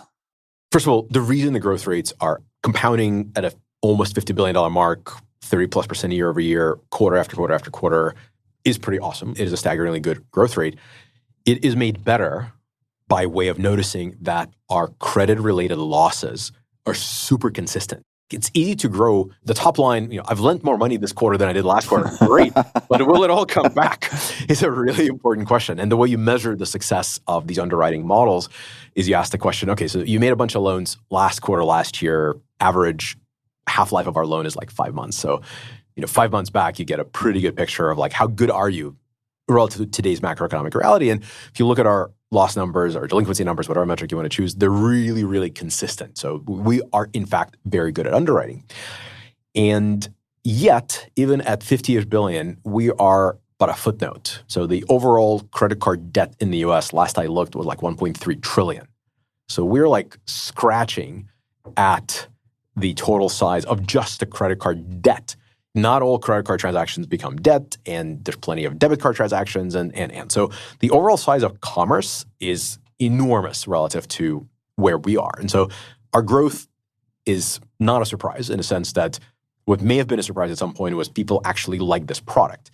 There are reasons to believe or reasons to say that this product is harder to use. So credit cards and debit cards, for that matter, is the single best financial interface ever created. If you think of the level of complexity that takes place when you take out your card and tap a checkout counter and just walk off with your cup of coffee, there's a lot of stuff that happens underneath. There's an acquiring bank, there's an issuing bank, they're talking through a network, there's all kinds of complexity just at a technical level, and then there's credit and blah, blah. So there's like layers and layers and layers of many decades worth of innovation that make an incredible single transaction happen in like a tap and off you go. And so when you introduce buy now, pay later, which is this idea, every transaction is separate. You're conscious of every transaction. You understand how long it's going to take to pay this transaction off. You're actually creating friction. You're giving people more steps. So one counter argument to why this thing makes any sense at all is like, why would you want to trade the beauty of tap and go with this like open your app and do some stuff? And the answer is simple. The industry devolved and you don't really trust what's going to happen to you after you tap. So you hesitate and you're like, am I going to really be able to afford it? Or is my card going to work? Am I going to get declined? Or am I going to go into debt that I probably shouldn't go into? Affirm offers the antidote of you go into the app, you look at your purchasing power, you know exactly what we are comfortable lending to you. You get explicit approval. Next transaction is guaranteed to work. And by way of saying we're not going to charge you late fees or change any of the pricing, we're actually telling you should feel very good about this transaction. We are going to make less money if you're a minute late. We'll make no money if you don't pay us. And we feel good about lending you this money. So what we sell or what we offer to the consumer end of this is certainty and sense of control by way of creating some incremental friction. Fast forward a couple of years, I don't have enough of a clear crystal ball to know exactly what agentic commerce looks like, but I know a lot of it is happening already, and I think a lot more will happen. The discretization of transactions and this incremental friction will be reduced. You don't actually have to do all the manual labor we are putting you through right now because your agents will do it for you. And so today, we're offering a thing in exchange for some friction. In tomorrow's world, we're offering the thing that obviously works. $50 billion can't be wrong, but the friction will go away or largely go away, which I think is just going to accelerate this whole approach to financial transactions. And the way people think about money will change towards, I know exactly what the total financial state I'm in. I have agents that are looking out for me. They won't get me into debt that I shouldn't be in. They will get me out of debt the second I should be out. I will have a PhD in consumer finance embedded in my phone, looking out for every penny I got. There'll be no slop. And by God, no one's going to fool me again with fine print driven business model. So like the world in which you have AI looking out for all of your financial concerns is a beautiful world because we are already there by way of not having any dependency on, you're too dumb to know what's happening to you, so just pay up. That's how a lot of the industry works today. And so I'm very excited about the world where you don't have to change your business model because suddenly no one's getting fooled, because that was never a part of our business model. I'm going to ask you, might be naive, probably annoying, but it's going to be a like how long until X happens type of question. So I apologize in advance for that. But I look at, say, China and WeChat. It's like the interface to everything in terms of purchasing, you name it. It's incredible what they've been able to do. And there are a lot of reasons for that. And then I look at, say, ChatGPT, I look at Claude, and as you mentioned with that tap to pay, like a lot has to happen under the surface. So when people say, oh, well, ChatGPT can just put ads into the LLM responses, I'm like, you may be underestimating the relationship building that Google has done over decades and decades and decades. There's a lot that goes into it, but I am curious to know how far away you think the reality is wherein someone can pull up a Claude or a ChatGPT and ask questions and make purchases directly from a single interface. I don't know if that's the form it'll take. I suspect it'll probably be, at least there'll be attempts made to create something like that. And then everything will happen in the background, including presumably some type of Affirm-like option if you select to do that. How far off do you think that is? It's very close. It's very dangerous to consider commerce as this uniform fabric that just kind of want a thing, buy a thing. One of the dangers, by the way, of building on mass market products in Silicon Valley, if you're not inventing the future, in which case you're greenfield, blank sheet of paper, if you're trying to improve something that exists and has existed for a while, it's essential you travel to where normal people live and see what they do. Because we are not normal in Silicon Valley, in the global Silicon Valley. This is not limited to San Francisco and the Bay Area. We think you just want a thing and buy a thing. And if that thing is $10, great. And if it's $10,000, well, we get paid a lot. So, okay, just buy the $10,000 thing. And like you care about speed and efficiency and less distraction. And normal people actually hang back and like, whoa, it's $10,000. First of all, that's an incredible amount of money. And by the way, for someone who is not within these hot, beds of growth and opportunity, maybe $1,000 is an incredible amount of money. Maybe $500 is an incredible amount of money. Depends on where you are. And they sort of, I got to think about this. I want to make sure I'm not exposing myself to a bad financial decision. I also want to make sure I'm getting a good deal. How am I going to pay for this? How long is it going to be on my personal balance sheet before I'm done paying for it? Like those are all questions people are very conscious of. And so for a lot of people in every part of the US, agentic commerce is here when you tell Instacart, bring me a sandwich, or bring back your groceries, and DoorDash, bring me a sandwich, or vice versa. And that's like the threshold of, is this enough money for me to sort of hang back and ask these questions? So the ones who it is too much, they're probably not using these services just yet. For whom it's sort of like, yeah, I want a sandwich and I want it now. And like, I'm going to outsource the rest of this to an agent, be it a human or a robot. Don't care. Like, you have my credit card number, bring me a sandwich. And I think that's here today. And we will see more of that become a thing, and many things like real-time delivery or near real-time delivery. If you go to other markets, you have, I think in India, somebody launched a 6 minutes or less delivery service, which boggles my mind. But like their storage of mass market goods to buy at edge has got to be just like an exercise in extraordinary logistical prediction. Anyway, that stuff is here, it's coming, and more will happen. I want to know what I'm getting into. I want to have agency in selecting a thing. My taste matters to me is a thing that probably will always involve humans. Like, I need a pair of pants is not actually a thing 95%. If you're a Silicon Valley engineer and you're too busy coding and you just, you have a big hole on your butt, you got to need some pants. Agents, bring me a pair of pants. Like, sure.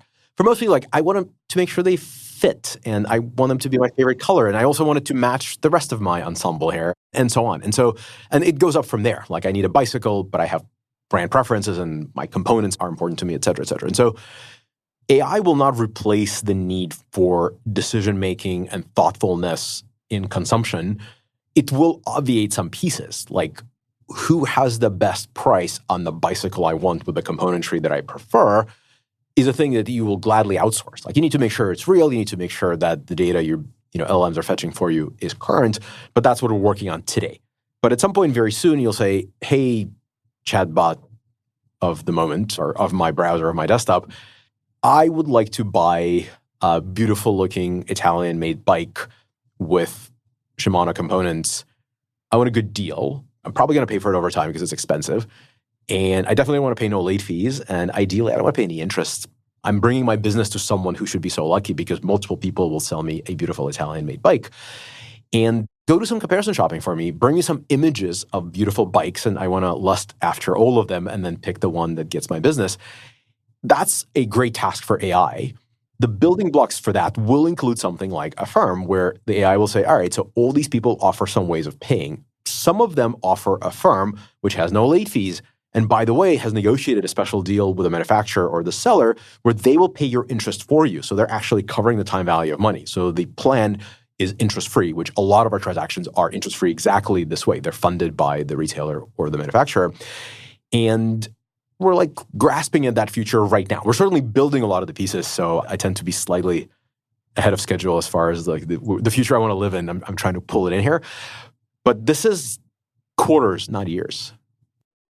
Incredible, man. For the foreseeable future, there's so much to build. The thing that irks me the most in today's media is the SaaSpocalypse, whatever, but the jobpocalypse people are proclaiming is so goofy. There's so much opportunity to build so many exciting things for everyone, not just Silicon Valley startup. Everyone from the oldest companies to the youngest ones are like, oh my God, there are all these pieces of software that I had to buy from someone who did a bad job or that I could never buy anywhere and I wouldn't know how to start with. I'm like, well, now you have all these amazing tools that just like birth it for you straight from your head. Speaking of things you can put on your brain, very soon we're going to have ultrasound mind reading that spits code on the other side of it. That's what I'm waiting for. It seems a lot closer than I would have predicted if you asked me just a few years ago. It's wild. The world changed a bunch of times over the last 12 months, but I think like the Claude Code moment last December was like a big like, whoa, it really is here. The ability to produce something from a glimmer in your mind to like a thing that actually works reasonably well and has only improved since was like a big breaking point. The one before was obviously ChatGPT and so on. Couple of rapid fire questions for you. Coffee. We're going to shortchange this one. I apologize. Maybe we do another podcast solely dedicated to coffee. But for people who want to improve their coffee experience, cheap option, intermediate option, Bugatti option. Any thoughts on improving coffee experience? I'm not paid by any of these brands, so I just wanted to make it very clear. I have some very strong opinions. You? Strong opinions? Come on, Max. Yeah, exactly. All right. So first of all, this is primarily relevant to espresso. I love all coffee in all forms. I happen to prefer espresso as a beverage of choice, but I don't judge. You can have your lattes, your Americanos, whatever.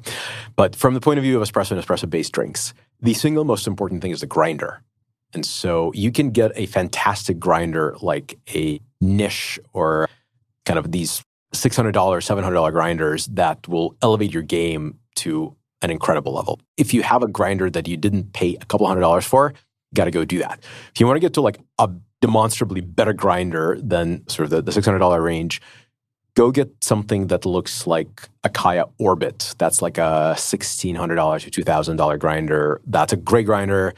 You can swap out burrs. So switching out burrs is really important. But even if you're never going to replace your burrs, you still want something that's a fall-through grinder. And a good one will cost you on the order of $2,000 plus or minus. And then if you're like, you know what, no price too large, I'm going to get me the absolute fantastic home grinder. I mean, obviously there's like industrial strength stuff that's even out there. There's this thing called Weber Workshops that produces unbelievably expensive but unbelievably good stuff. So if you want a Weber, God bless, that's a great product. Same company that makes the grills? No, different. Very different. It's got to be. No, totally different. I had this exact question yesterday. Anyway, so better grinder goes a very long way. After that, go invest in skills. So there's an incredible number of online resources that'll teach you how to do a great job. I'm but a student of those people. There are many, many, many great videos you can watch on YouTube that'll teach you how to make a great cup of espresso. Before you buy anything else, just go watch all that stuff because it'll teach you a lot of things you don't know about. After that, you're probably going to want to buy a good espresso machine. The great news is that there are many, many very good espresso machines. Don't want to begin religious wars here, so I'll state my preferences, but these are preferences. I prefer 58 millimeter portafilter diameter. Many people now swear by 54, 53 millimeter. You can go up or down, but I stick to the classics. I think the finest, most reliable home machine is made by La Marzocco. That is definitely in the multi-$1,000 range, but that's what I have on my counter, and it's never failed me, and it's beautiful in both inside and outside. There's lots of cool, like if you're a super nerd and you really want to nerd out on the metrics, Decent Espresso is a fantastic product, really fun, but it's like an Android tablet that happens to be attached to an espresso machine, basically. La Marzocco is old school. That is the logo you'll find in every self-respecting coffee shop, like the long red, typically spelled out La Marzocco. That's a granddaddy of them all. It's amazing. And so on. And there are many, many other brands that will sell you a good espresso machine. If you're trying to go down market a little bit, but like Bulletproof will make a good cup every time. Breville, people tend to sort of hate on it a little bit because it's so consumer, but it makes great coffee. Yeah, Breville's surprisingly good. Yeah. It's very, very good. I mostly just wanted you to showcase your My obsession. Yeah, your obsession. I'm going to force your hand, though, on one here. We're going to take a side quest away from pure espresso territory. Chemex, French press, or AeroPress, if you had to do coffee with one of those three. Chemex. Chemex. Why Chemex? If you're going to go for a light roast, I mean, each type of roast, each type of bean speaks to a method. So it's like another heresy, by the way, in the modern day. I like medium dark roast for my espresso. I love the honeyed, viscous, feels like it's like too thick. You can almost chew it. Like I love that in espresso. Like that's a great cup of espresso. For non-espresso drinks, I actually love thin, high clarity, low body. Just give me the pure essence of like, not diluted, but like the bean in water. And Chemex is probably the best one of those. It's totally the most controllable. Beyond that, French press is great. I mean, that's like a campfire type setup. And AeroPress, if you're going to go there, just get an espresso machine. Chemex, for those people wondering, will cost less than $600. And I will say also that you can get, correct me if I'm wrong, you're going to know this better than I do, but you can get, they're not going to be anywhere near as sophisticated as the devices you described. But if you are using, for instance, a blade grinder, something that is not a burr grinder, and you get a handheld burr grinder, which you can probably buy for $100 or less, the difference between those two will still be noticeable. What would you think? You're like in the territory where I'd probably be like, you know what? No coffee today. I'm kidding.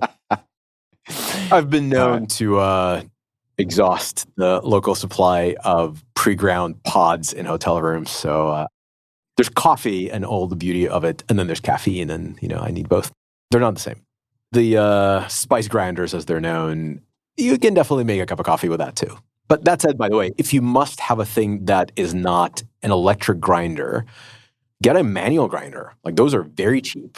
I think Lido, if I remember correctly, is a brand that'll sell you like a very, very high end, but like still an order of magnitude cheaper than any of the stuff that I threw out. I mean, it's a little bit of a, good workout, but you'll make beautiful coffee with that. There's a really nice correlation to the lower the RPM, the less you're damaging, if you will, the bean as you're grinding it. So you can actually get some amazing taste out of manually ground beans. It does take like 10 minutes per cup though, so you gotta be ready. Yeah, this is what I'm talking about. This is exactly what I'm talking about. So I wasn't totally misspeaking. Yeah, the Lido OG manual coffee grinder. Yeah. This one's $273. There are some other options that I found at slightly lower prices, which I thought did a nice job. It is a workout. Yeah. But hey, switch arms every once in a while. if you're going to go into the ritual of it, I know people who have traveled with something akin to that. An AeroPress and some other stuff. AeroPress, great campfire attraction, for sure. All right. I'm going to destroy any shred of respect that you have for me with respect to coffee by also saying, like, if people want something simple, Cometeer, actually, I really enjoy some of their stuff. These frozen, the face. If you guys aren't watching video, the response that I just... By the way, so I grew up drinking not just instant coffee, which was hugely popular in Eastern Europe. I occasionally was exposed to chicory coffee, which I don't know if you've ever tried that. Popular in New Orleans. They add a lot of sugar. There's no coffee in it. It's just chicory root. Oh, God. So it's just like placebo. It's like kind of sort of tastes a little bit like coffee, maybe. Like you pour enough hot water into it. If it's hot enough, you're like, it doesn't smell right, but whatever. Yeah, it was in Soviet Union. It was marketed under Coffee Light. coffee beverage stock, something meant to evoke some plant component that both coffee bush and chicories would share. So like, well, they both have it, so it's good enough. And it was disgusting, but it'll wake you up. So there is that. Yeah, chicory is pretty interesting from a fiber perspective, but I'll leave that for another conversation. Max, last question. This might be a terrible question to end on, but I am curious. For someone who is technical or just a individual contributor in the sense that you were very technical and then grew into the CEO role and running a public company, let's put that aside because that's a whole kettle of fish by itself. But any books or resources that you would recommend to people who are hoping to become a CEO for the first time / founder? Yes. So here's a couple. There's not a panacea, but I will preface this by saying I have extremely low degree, by which I mean like 0 to negative, of respect for business books. Vast majority of them are far too long, present company excluded. Business books that are verbatim anecdotes of people who've done it are actually high value because I think it's very hard to distill what is inherently a collection of unique experiences. So like you can edit it down, but you can't make it generalizable. Yeah, if you should generalize it, like you're robbing the reader of the true history of what really happened. So I'm a huge fan actually of what you do in your books because there's always so much color directly from the source versus I think this person meant X when they talked to me and I'm not going to print anything they said. Anyway, that said, I'm a big fan of business books that have been distilled to business essays because then I feel like the author did the work of like, I'm going to generalize. I'm going to really generalize it. There's this book called 7 Powers by Hamilton Himmler. If you haven't read it, it's a really worthwhile distillation of what it takes to build a competitively lasting business. It talks about why network businesses are longer living than non-network businesses and what brand actually means. Like people are, I'm going to build a brand. Like, why do you care about having a brand? And so it's a great book, distills a ton of these things that you kind of think you know, but like they need names and terminologies. And it's idiosyncratic in the sense that I didn't think of the word power, didn't think of the term power until I read his book. And I found it to be a great kind of a distillation. It's very short, slightly shorter than Master and Margarita. So anyway, that's a good book. Another good book that is off the beaten path, but a great one called A Failure of Nerve.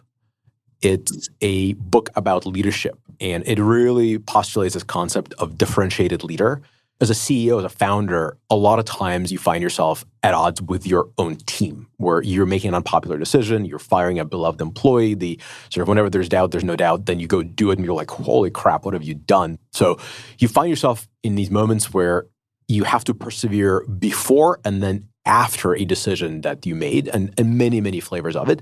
It's a good book that kind of teaches you how to think about it, how to tolerate the stress that comes with it, how to sort of put up with the pressure you're going to get and not lose your humanity and like not become a tyrant, but also not be someone who is easily bowled over into like, okay, I'll reverse my decision, because then you lose the confidence of the people you're supposed to lead. So that's a great book. I am sure it's in your list and everyone's list, but you should read, if you haven't read it, if you're trying to start a business, you should read Influence by Cialdini, because that is probably the most important social science book published in the last 50 years. So good. It's a great book. I'm shocked that I had never heard of 7 Powers. And I just looked it up. The foreword's written by Reed Hastings of Netflix. Have never even heard of it. That's shocking. There you go. I'm excited. If there's one thing you find in this podcast. Any biographies? They don't have to be business related, but biographies that have informed how you approach leadership or running companies? It could be indirect too, right? It could be a biography and how it informed your view on persistence, right? Through stories or anything. So Chernow wrote a bunch of these like tomes, speaking of enormous books. So there's like everything from the JP Morgan. Hamilton. Yeah, exactly. Washington, A Life, Grant, Mark Twain. Yeah, so Mark Twain is a great one. Titan is a huge one. So Titan is probably the one that's closest to like business advice. It's a bit of a like how to be ruthless, basically, but that's besides the point. Yeah, it's The Life of John D. Rockefeller. The cover photo looks just like the vampire in Nosferatu. It's terrifying, but yes, exactly. Kind of apropos. Those are great books. There's a great book called A Mind at Play, which is Claude Shannon's biography. By the way, when I was preparing for our conversation, not nearly as well as you are, I was listening to your conversation with Ed Thorp, who I knew a little bit about, but I was like, oh my God, that guy's flipping amazing. Like I want to be like him when I grow up. He's now like 1A of the list of people I'd like to meet at some point in my life. So incredible. He just seems like an unbelievable guy. So he was friends with Claude Shannon. That alone makes him unbelievably interesting. So Claude Shannon is kind of like a platonic ideal of what I thought I was going to be before I left academia. Because like the guy is just like brilliant in every way. Like everything he touched became this flower of intellectual brilliance. American polymath and mathematician, right? Yeah. Why does Shannon stick out to you so much? Fun fact, Claude Code named after Shannon. I did not know that. That's incredible. I didn't like learn this from Anthropic people, but I would be shocked if that's not the answer. Claude is not a common name, and Shannon is obviously the inventor or the postulator of the information theory. Right, father of information theory. So anyway, so he is a great example of someone who worked on some very serious stuff and was always playful. He's like Richard Feynman of computer science. So Feynman was famously brilliant and would, like there's a great quote from Murray Gell-Mann. Somebody asked him, like, what's your algorithm for solving really hard problems? Like, encounter a really hard problem. Step 2, give it to Richard Feynman. Step 3, receive solution. And so Shannon was kind of that in computer science. Proto-computer science, obviously. He was building this in the 40s, 50s, 60s. And he managed to remain fun. He managed to have fun. Like, he was just this unbelievable fountain of fun ideas. And he was like a hardware tinkerer and made card counting devices and all kinds of hilarious stuff. Yeah. Makes sense that he would know Ed Thorp, right? Who beat the roulette table. Of course, exactly. And so that's a good book about him. These days, it's so hard to read books because there's so much content online and like podcast and blog form that you're sort of like, I'll get to this thing. It's content online feels ephemeral. So you're like, I must read this now because it might scroll off and I'll never see it again. A book is in my hand. Like I have books in my backpack that I travel with that I've been meaning to read for half a year now, and I still haven't opened them and just like carry the weight. I have a 500-page graphic novel that I'm going to be lugging to New York City because still the digital experience just doesn't do it. But the burden I bear. I keep on looking for a great digital graphic novel consumption experience, but it does not come close. It's not there. We'll be able to replay our dreams before we get that. Max, so much fun to hang. Thanks for taking the time. And where would you like to point people? We've got Levchin.com. We have sci-fi.vc. We have various social. Affirm, of course. Affirm.com. There's a lot we could point people to. Anything else you'd like to add, whether it's pointing people somewhere or closing comments, anything at all? No, my work is out there. I try to build in public. If you're interested in Affirm, obviously affirm.com is where you find that. I tend to go deep, so my project list is short at any given moment, but Levchin.net, Levchin.com, either one is the list of those things. Amazing. Max, thank you again for taking the time. And everybody listening, we will link to all of the things we mentioned, books and resources and people and everything else, Affirm, of course, and on and on and on in the show notes, as per usual, at tim.blog/podcasts. Just search Levchin. I can promise you he will be the only one. I might be the only Max, in fact, on the podcast so far. We'll find out. I might eat my words. And until next time, of course, thank you for tuning in. But be just a bit kinder than is necessary to others, but also to yourself. And that's all for now. Thanks again, Max. Great to see you. Safe travels. Hey guys, this is Tim again. Just one more thing before you take off, and that is 5 Bullet Friday. Would you enjoy getting a short email from me every Friday that provides a little fun before the weekend? Between 1.5 and 2 million people subscribe to my free newsletter, my super short newsletter called 5 Bullet Friday. Easy to sign up, easy to cancel. It is basically a half page that I send out every Friday to share the coolest things I've found or discovered or have started exploring over that week. It's kind of like my diary of cool things. It often includes articles I'm reading, books I'm reading, albums perhaps, gadgets, gizmos, all sorts of tech tricks and so on that get sent to me by my friends, including a lot of podcast guests. And these strange esoteric things end up in my field, and then I test them, and then I share them with you. So if that sounds fun, again, it's very short, a little tiny bite of goodness before you head off for the weekend, something to think about. If you'd like to try it out, just go to tim.blog/Friday. Type that into your browser, tim.blog/Friday. Drop in your email, and you'll get the very next one. Thanks for listening. Most people's finances live in, say, a dozen places. This includes me. Accounts, cards, investments, and more that never talk to one another. It's hard to keep track of. This episode's sponsor and one of my team's absolute favorite tools, Monarch, is the all-in-one personal finance app that uses AI to give you a complete, organized view of your money. Accounts, investments, net worth, savings goal, all in one place, always up to date. A bunch of my friends also love this. Monarch has helped users save more than $200 per month on average. And you can ask it all sorts of things. You can ask Monarch's AI assistant anything about your money. Am I on pace to hit my savings goal by December? Or how has my travel spend trended over the last 6 months? You can ask it anything. Monarch then analyzes months of data so you don't have to. And with AI insights, Monarch flags things you don't think to look for, so it can go beyond your question. And now you can get half off of your first year of Monarch with code TIM at monarch.com. That's just $50 for your first year at monarch.com with code TIM. One more time, monarch.com. That's MONARCH, monarch.com, code TIM. One name that has come up on this podcast more than once is Dr. Walter Longo, USC professor with decades of peer-reviewed research on fasting, nutrition, and aging.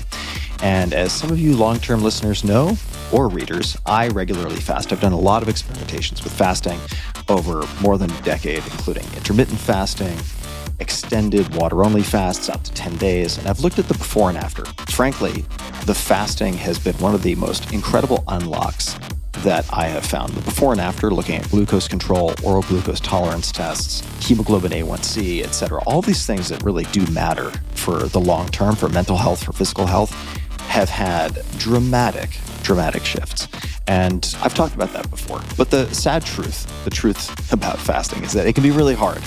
And that is why Walter is interesting. He's best known for something called the fast mimicking diet, FMD, which is essentially a way of eating that produces many of the benefits of fasting while still allowing you to eat food. So if we look at that a little more closely, he took what he learned in these randomized controlled trials and so on and packaged it into a 5-day program called Prolon, Prolon. It's 5 days. So for 5 days, you restrict your food a bit, and what Prolon does is makes it idiot-proof. Comes in one box, everything is laid out, there's no guesswork, you just follow the packages.